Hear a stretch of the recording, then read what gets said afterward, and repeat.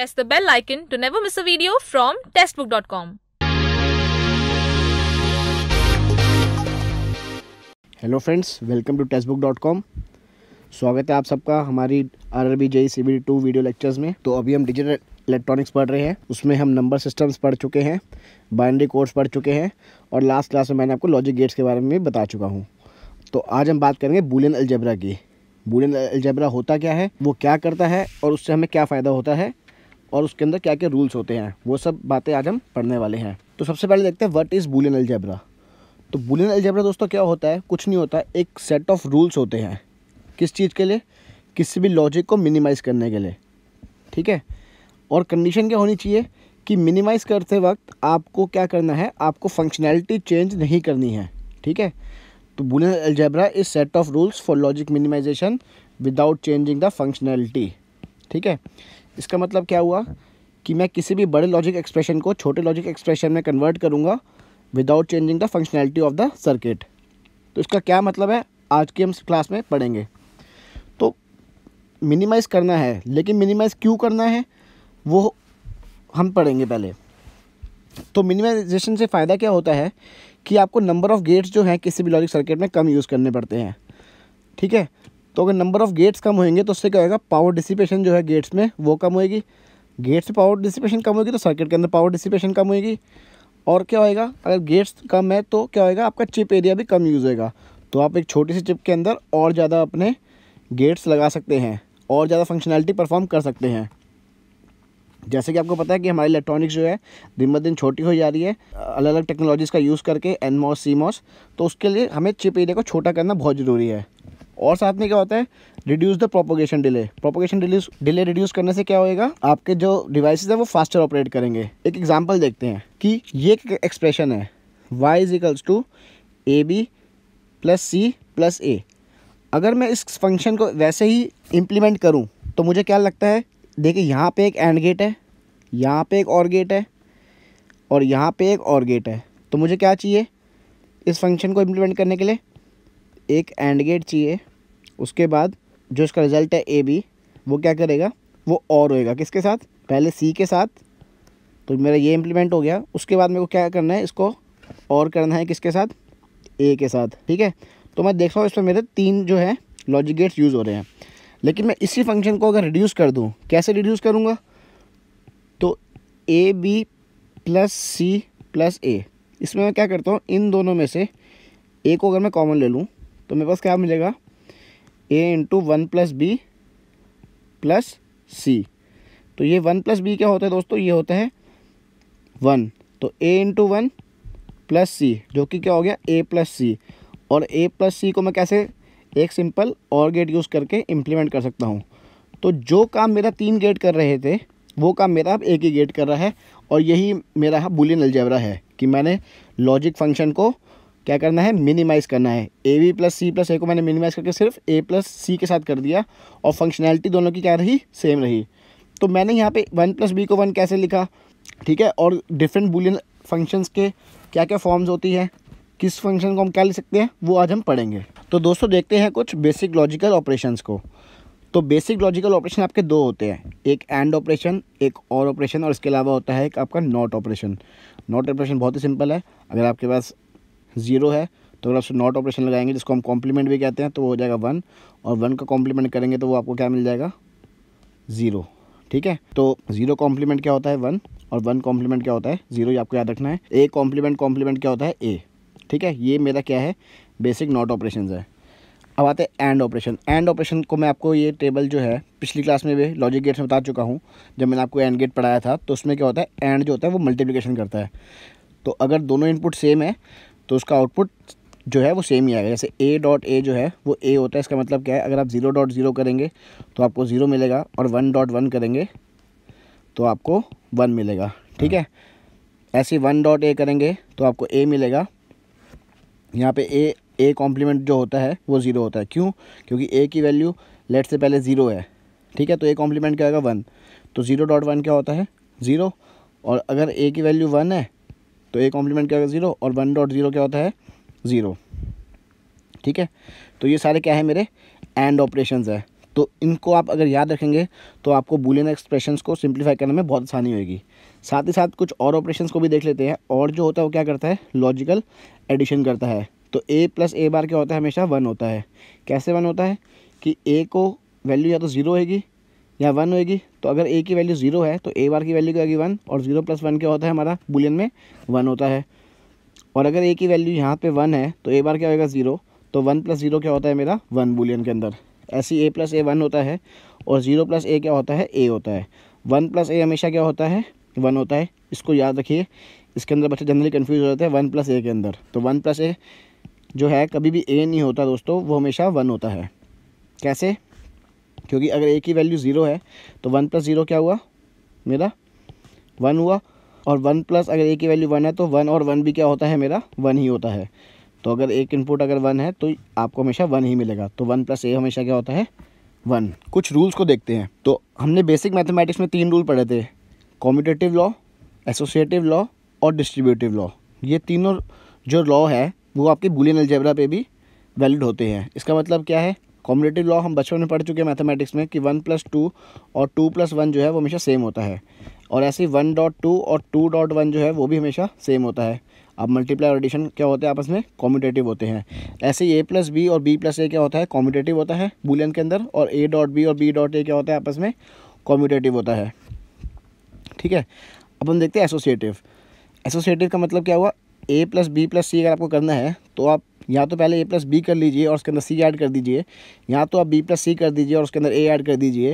Result आपको हमेशा same मिलेगा। इसके साथ साथ a.b.c, तो इसका हम क्या करेंगे कि या तो आप पहले a.b करके c कर लीजिए उसके बाद में, या पहले b.c करके बाद में a से मल्टीप्लाई कर दीजिए, रिजल्ट आपको सेम मिलेगा।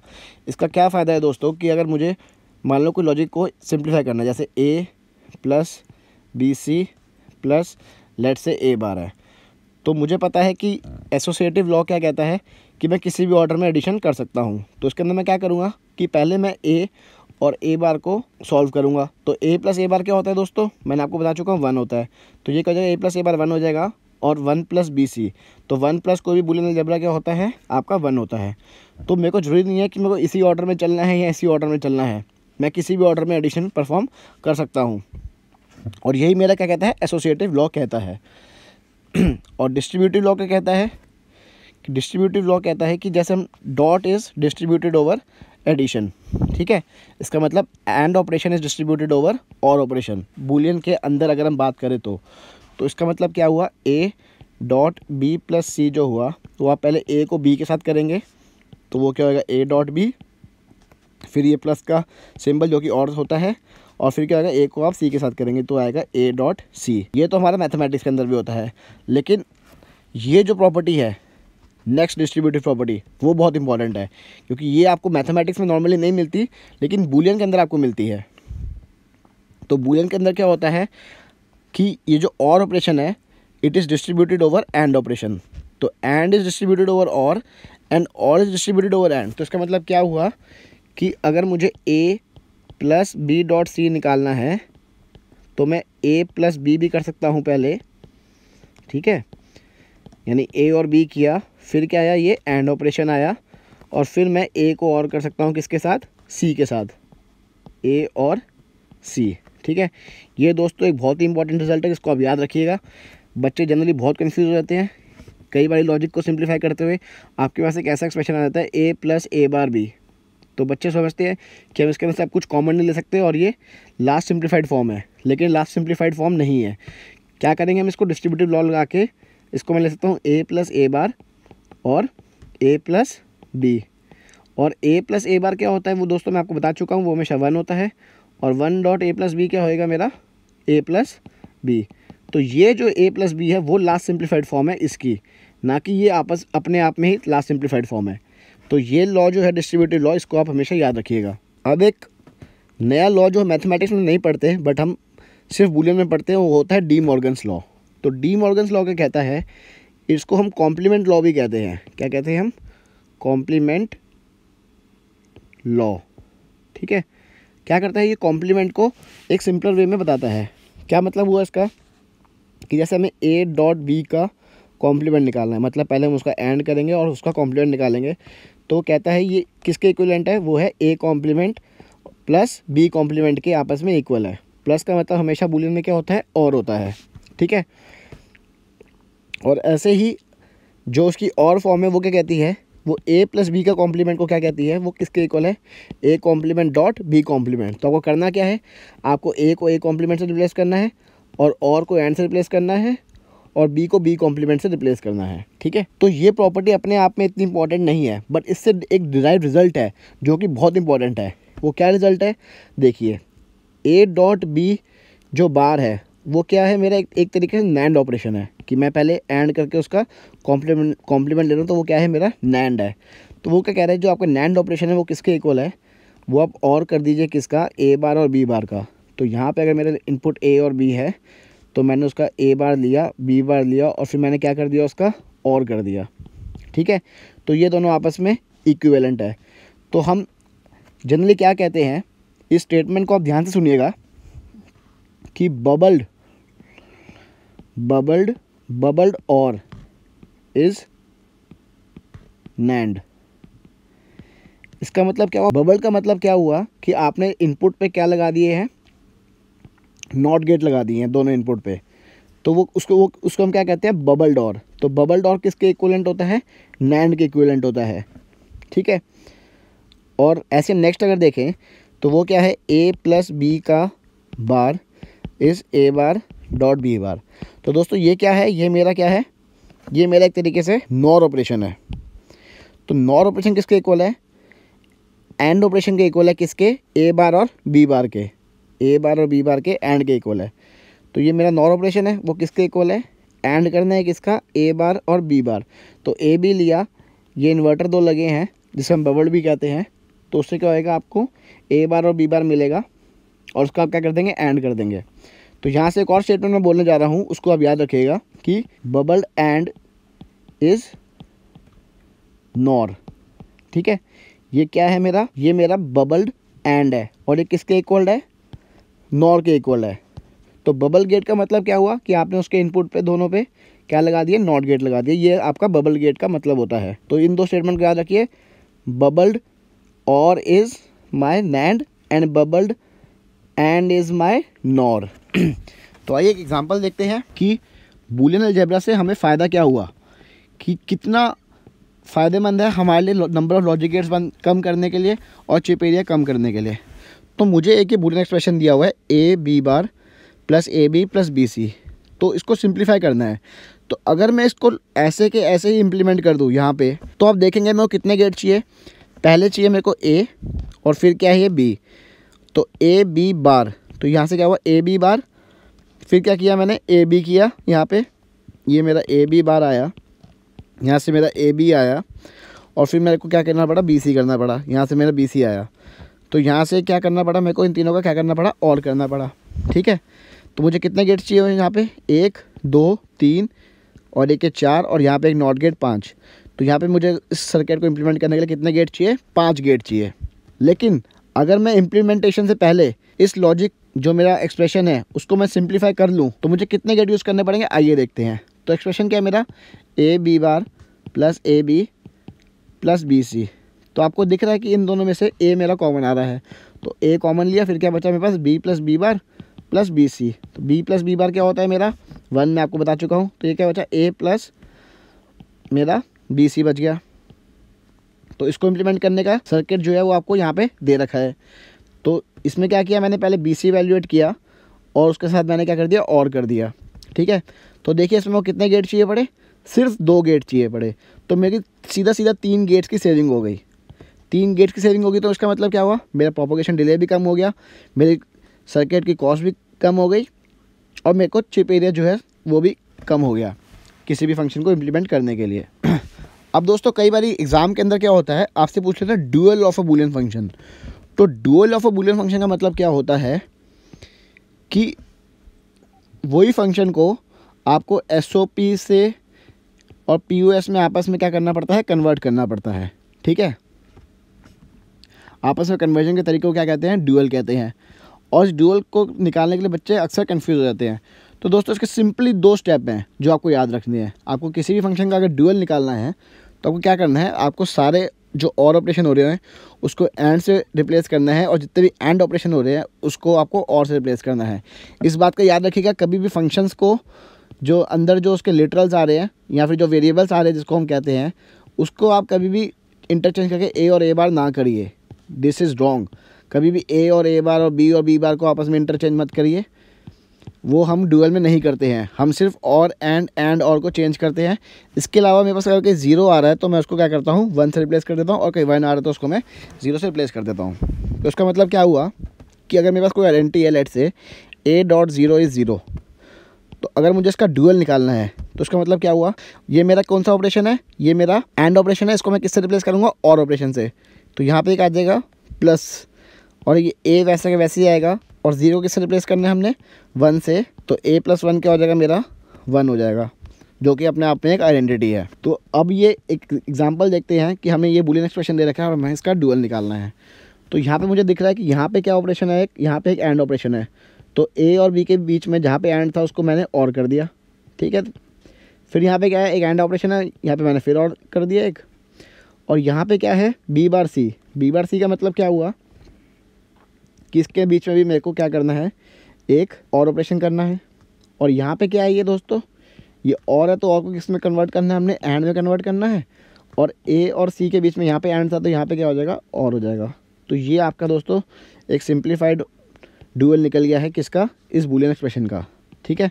तो डुअल निकालने के लिए ये 2 स्टेप हैं, इसको याद रखिए। पेपर के अंदर 100% क्वेश्चन जोन सा भी आएगा डुअल का, इससे बन जाएगा। तो आइए देखते हैं कुछ प्रीवियस ईयर क्वेश्चन आए हुए एग्ज़ाम के अंदर। सबसे पहला क्वेश्चन कहता है डिस्ट्रीब्यूटिव लॉ स्टेट्स। देखिए दोस्तों, आपको लॉस पता है सारे, मुझे पता है कि, लेकिन आपको उनका क्या करना है, आपको उनका नाम भी याद रखना है कि पेपर के अंदर क्या कई बार पूछ रहे थे डिस्ट्रीब्यूटिव लॉ क्या कहता है। तो ये लॉ आपस में सही है, ए बी और बी ए होता है, बट डिस्ट्रीब्यूटिव लॉ नहीं है। ये मेरा कौन सा लॉ है, ये मेरा कॉम्यूटेटिव लॉ है, ठीक है। तो आपको क्या करना है, प्रॉपर्टी याद रखनी है और उसके नाम के साथ याद रखनी है। तो डिस्ट्रीब्यूटिव लॉ क्या कहता है मेरा, ये मेरा डिस्ट्रीब्यूटिव लॉ है कि जो मेरा एंड होता है वो डिस्ट्रीब्यूटिव होता है ओवर और। तो ये मेरा करेक्ट आंसर हो गया। तो ये मेरा कॉम्यूटेटिव लॉ था और ये मेरा डिस्ट्रीब्यूटिव लॉ है, ठीक है। और ये दो मेरे क्या है, ये मेरे एसोसिएटिव लॉ हैं। तो आपको प्रॉपर्टी इसको उनके नाम के साथ याद रखना है। तो आइए नेक्स्ट क्वेश्चन को देखते हैं। A gate whose inputs are inverted is known as. तो यहाँ पे ये थोड़ा गलत टाइप हो गया है, यहाँ पे देखते हैं हम A drop gate, B bubble gate, C converter gate, D destructor gate. तो उसके अंदर मैंने अभी आपको बताया, जब मैंने आपको डी मॉर्गन्स लॉ पढ़ाए थे उसके अंदर क्या बताया था मैंने कि ए प्लस बी का बार जो होता है वो क्या होता है, ए बार डॉट बी बार। तो इसके अंदर क्या बताया था मैंने आपको कि बबल एंड जो होता है वो किसके इक्वल होता है, नॉर के इक्वल होता है। और जब मैंने आपको ये वाली प्रॉपर्टी बताई थी ए प्लस बी का bar is A bar plus B bar, तो इसका मतलब क्या हो गया कि बबल और जो है वो किसके इक्वल है, आपके नैंड के इक्वल है। तो बबल का वहाँ पे मतलब मैंने आपको क्या बताया था कि जिस गेट के दोनों इनपुट पे मैंने अगर एंड गेट लगा, अगर मैंने नॉट गेट लगा दिया तो क्या होता है, बबल लॉजिक होता है। तो इसका सही आंसर क्या हुआ, बबल्ड गेट, ठीक है। Considering X and Y as binary variable the Boolean expression this is equivalent to. तो कुछ नहीं करना दोस्तों, बहुत ही सिंपल क्वेश्चन है। X bar Y plus X bar Y bar है, इसमें से आपको दिख रहा है कॉमन क्या आ रहा है, आपका एक्स बार कॉमन आ रहा है, अंदर के बच्चे का वाई प्लस वाई बार क्या होता है, 1 होता है।